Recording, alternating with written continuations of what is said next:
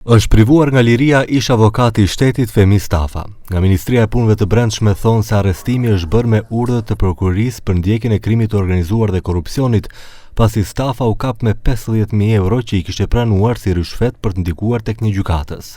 Në periudhën nga tetori deri më 13 dhjetor 2025, I dyshuari ka pranuar një shumë totale prej 50.000 eurosh për të ndërmjetësuar dhe për të përdorur ndikimin e tij real për të ndërhyrë tek një gjykatës në gjykatën e apelit të Shkupit dhe përmes rishfetit tek gjykatësi të ndikojë që të kryet një veprim zyrtar që nuk duhej të kryet.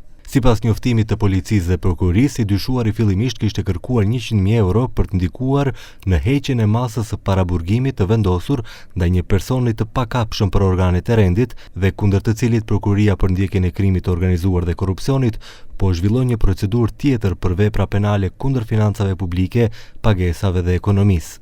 Më 6 tetor 2025 ai pranoi një pjesë të shumës së kërkuar, konkretisht 30.000 euro, të cilat ia dorëzoi motra e personit në Arrati.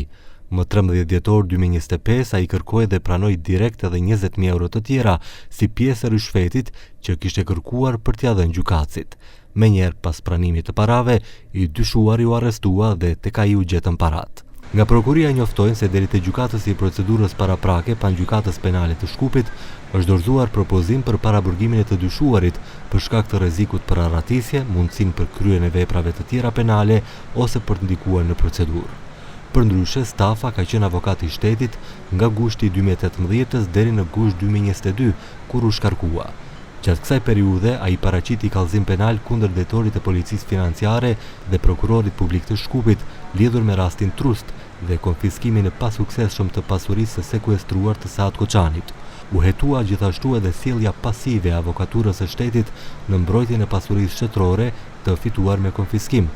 Pas largimit nga ky post, Stafa ushtroi profesionin si avokat, ndërsa së fundi ishte kandidat për antar në Këshillin Gjyqësor.